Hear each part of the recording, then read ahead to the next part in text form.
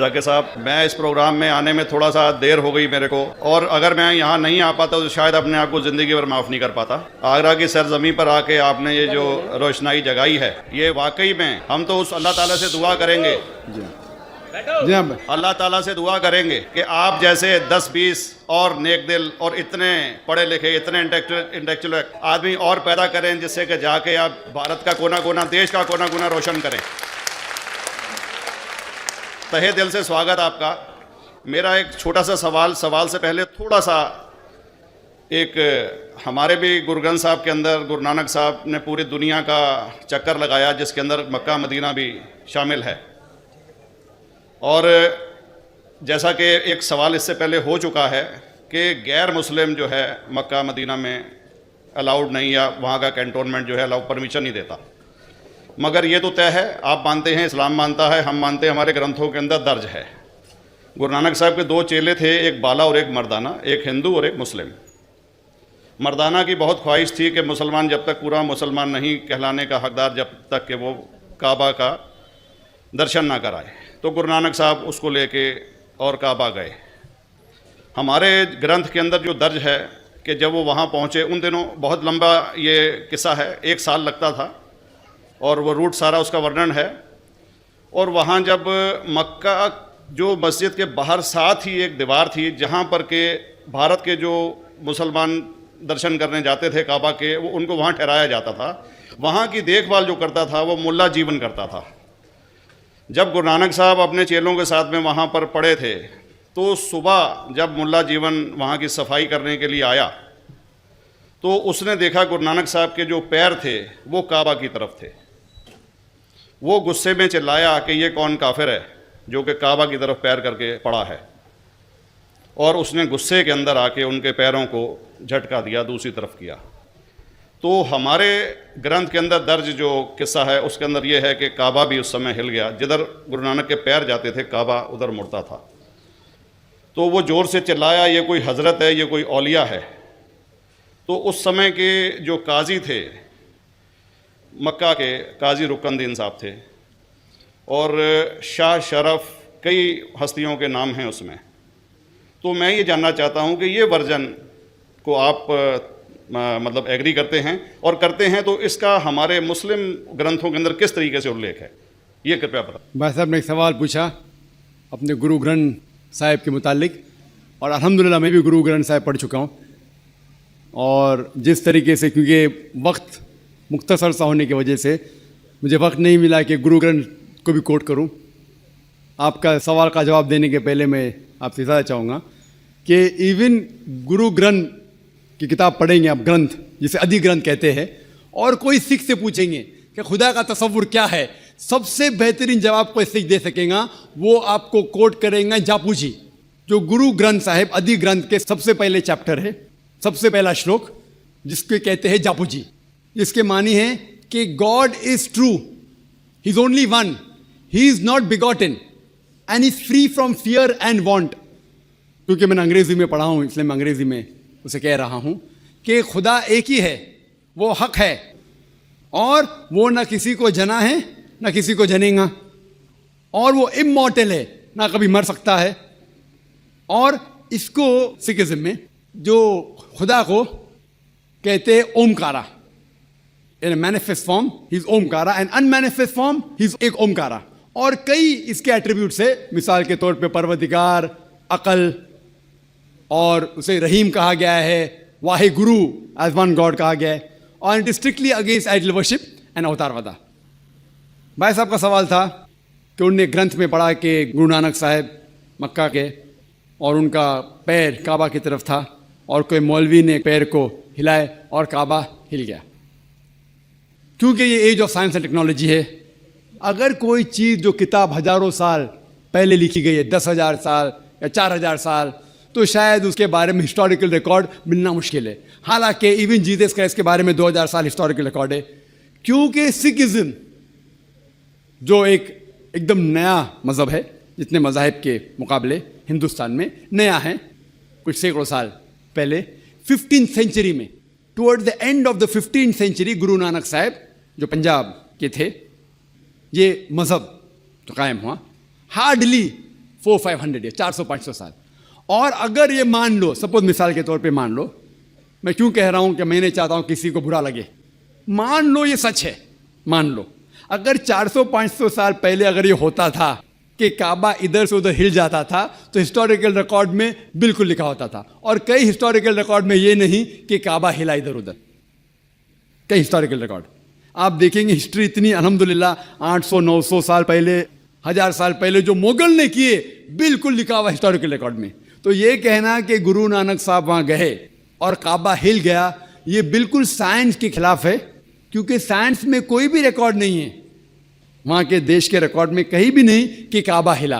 तो इसलिए हम कहते हैं कि हो सकता है ये गलती से किसने लिखा होगा न, कई किस्से कहानी ये मैं तस्लीम करता हूँ कि गुरु ग्रंथ साहिब में कई चीज़ें सही है, हक की बात है, लेकिन ये तस्लीम करना कि काबा हिल गया, ये बिल्कुल साइंस के भी खिलाफ है, साइंस के खिलाफ है, और इस्लाम में भी ये नहीं है। लेकिन ये कहना कि कोई गैर मुस्लिम जा सकता है, मुमकिन है, चुपके से कोई गया तो हो सकता है। मुझे डॉक्टर राम अवतार शर्मा कहते हैं, मैं यूपी यूनिवर्सिटीज़ का रिटायर्ड रजिस्ट्रार हूँ। जाकिर साहब, आपके विद्वत्तापूर्ण भाषण से, तकरीर से हाजरीन के दिल और दिमाग पर जो इस्लाम के प्रति श्रद्धा और आस्था जागृत हुई है, उसके लिए सारे हाजरीन की ओर से मैं आपका शुक्रगुजार हूँ, आभारी हूँ और आपका अभिनंदन करता हूँ। इस्लाम बहुत सशक्त है और उसको परिभाषित जो आपने आयतों से उनकी संख्या नंबर दे करके, वेद और पुराणों के संख्या उनके नंबर दे करके जो सिद्ध किया है खुदा के एक होने के बारे में, वो हमारे दिल और दिमाग पर उतर गया है। मैं सारे संसार में शांति लाने के लिए इस्लाम को बहुत काबिल और सशक्त समझता हूं। दुर्भाग्य से बिन लादेन इस्लाम के सिद्धांतों को छोड़ करके जो मानवता का रक्त बहा रहे हैं, निर्दोष लोगों के प्रति मार रहे हैं, आपका संगठन उनको राह पे लाने के लिए कुछ प्रयास क्या कर रहा है? धन्यवाद। सारी तारीफ अल्लाह सुब्हान ताला की, जो भी भाई साहब ने कहा, हमारे भाई राम साहब ने जो कहा, सारी तारीफ अल्लाह सुब्हान ताला की। आखिर में उसने एक सवाल किया कि अफसोस है कि बिन लादेन जैसे लोग, कितने लोग का खून बहा रहे, आप कुछ कर रहे हैं उन्हें सही रास्ते पे लेके आने के लिए। पॉइंट नंबर 1, कुरान में अल्लाह सुब्हान ताला फरमाते हैं सूरह हुजुरात में, सूरह नंबर 49 आयत नंबर 6, जब भी कोई चीज़, कोई भी शख्स कोई भी चीज़ कहता है आपको, उसकी पैरी तहकीक करो और फिर दूसरे तक पहुंचाओ। जहां तक के बिन लादेन का सवाल है, मैं ना उन्हें मिला हूं, ना मैं उन्हें जानता हूं, ना वो मेरा दोस्त है, ना मेरा दुश्मन है, लेकिन अगर मैं बिन लादेन के बारे में कहूंगा बीबीसी और CNN को सुन के, तो बिल्कुल गलत होगा, इस्लाम के खिलाफ होगा।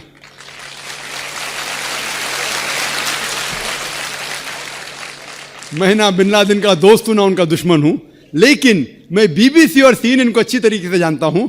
मैं मीडिया का आदमी हूं, जो भी ये गलत फहमियां हैं इस्लाम के बारे में, मैं कह चुका हूं, इसके दोषी है मीडिया। अगर आप कहोगे कि मैं बिन लादेन के बारे में कहूं खाली मीडिया को सुन के CNN और BBC में, तो मैं कुरान के खिलाफ जाऊंगा, और मैं कुरान के खिलाफ जाना नहीं चाहता हूं। लेकिन आपने जो कहा कि खून बहा रहा है 1000 लोग का, ये बिल्कुल सही है। अगर हम ये जानते हैं, आप CNN देखेंगे, BBC देखेंगे, हमें ये मालूम पड़ता है CNN से, जो अमेरिकन मीडिया है, कि जॉर्ज बुश ने अफगानिस्तान पे हजारों लोग का कत्ल किया। अगर आप मुझसे पूछेंगे टेररिस्ट नंबर 1 कौन है, तो मैं कहूंगा जॉर्ज बुश।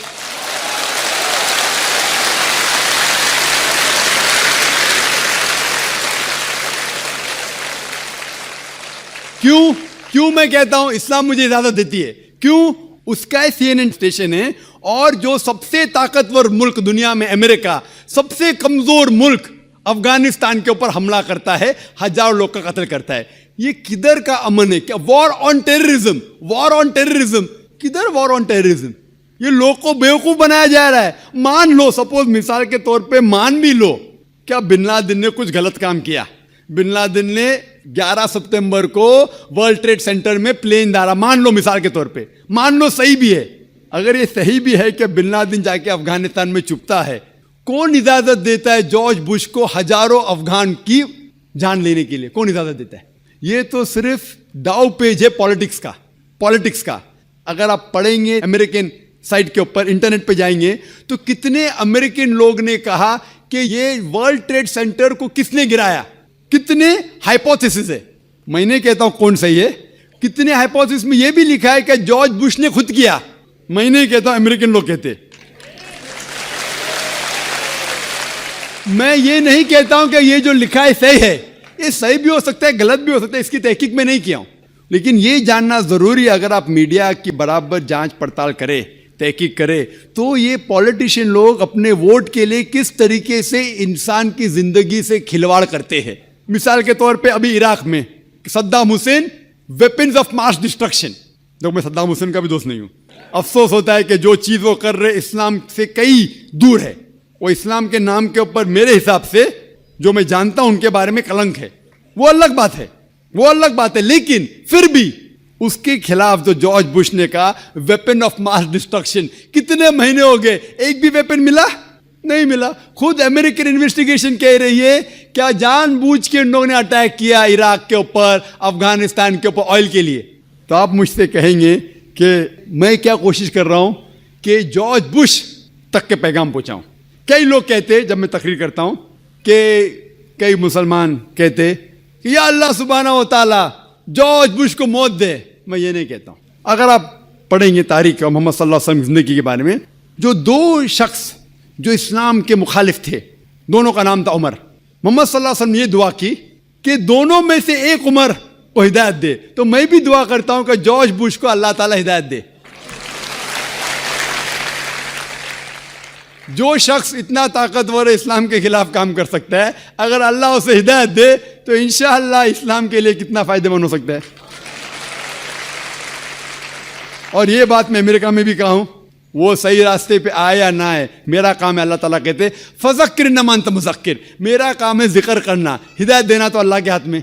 अगर आप देखेंगे कि अनफॉर्चुनेटली, अफसोस की बात है कि मीडिया के जरिए कितनी गलत फहमियां फैलती है। एक आम मिसाल दूंगा मैं कि जब हिंदुस्तान आज़ाद नहीं था, ब्रिटिशर्स इस देश के ऊपर हुकूमत कर रहे थे, उस टाइम 60 साल पहले कई हिंदुस्तानी इस देश के लिए झगड़ा कर रहे थे। सही है कि नहीं? झगड़ा कर रहे थे। लेकिन ये लोग जो अपने देश की आज़ादी के लिए झगड़ा कर रहे थे, ब्रिटिशर्स लोग उन्हें कहते थे टेररिस्ट, दहशतगर्द। लेकिन हम आम हिंदुस्तानी कहते थे कि वो है देशभक्त, पेट्रियट। सेम इंसान सेम काम कर रहा है, लेकिन दो लक़ब, टू डिफरेंट लेवल्स। अगर आप ब्रिटिशर्स के नजरिए से वाकिफ है कि उन्हें हक है हिंदुस्तान के ऊपर हुकूमत करना, तो आप बेशक कहेंगे कि ये जो लोग थे भगत सिंह और जो लोग देश के लिए झगड़ रहे थे, उनको आप कहेंगे टेररिस्ट, दहशतगर्द। लेकिन अगर आप हिंदुस्तानी के नजरिए से वाकिफ है और ये तस्लीम करते हैं कि ये जो ब्रिटिशर्स लोग हैं तिजारत करने के लिए हिंदुस्तान में आए थे, उन्हें कोई हक नहीं हम पे हुकूमत करना, आप कहेंगे कि ये लोग देशभक्त थे, दहशतगर्द नहीं थे। सेम आदमी सेम काम कर रहा है, टू डिफरेंट लेवल्स। तो इसीलिए लेबल देने के पहले हमें यह तहकीक करना चाहिए वो किसके लिए झगड़ रहा है। लोग मुझे पूछे कि बॉम्ब ब्लास्ट करना सही है क्या गलत है? गलत है, आमतौर पे गलत है। मैंने कह चुका हूं मैं तकरीर में, अगर कोई भी इंसान एक दूसरे इंसान का कत्ल करता है सिर्फ 2 वजह के लिए, अगर न कातिल हो या इस धरती पे फसाद फैला रहा है, इस 2 वजह के अलावा कोई भी इंसान दूसरे इंसान का कत्ल करता है, वो ऐसा है कि सारे इंसानियत का कत्ल कर रहा है। लेकिन हमें ये देखना चाहिए कि हमारी तारीख ये कहती है कि हिंदुस्तान में भी कई लोग थे जो आज़ादी के लिए झगड़ रहे थे, लेकिन इनको ब्रिटिशर्स ने कहा दहशतगर्द। उसी तरीके से आज मैं ये नहीं कह रहा हूं कि बिन लादेन अच्छा है क्या खराब है, मैं ये नहीं कह रहा हूं कि वो अच्छा इंसान गलत है, अल्लाह वाला मैं नहीं जानता हूं। तो मैं ना उन्हें सपोर्ट कर रहा हूं ना बिन लादेन के खिलाफ जा रहा हूं, लेकिन उसे गलत कहने के पहले मुझे प्रूफ चाहिए।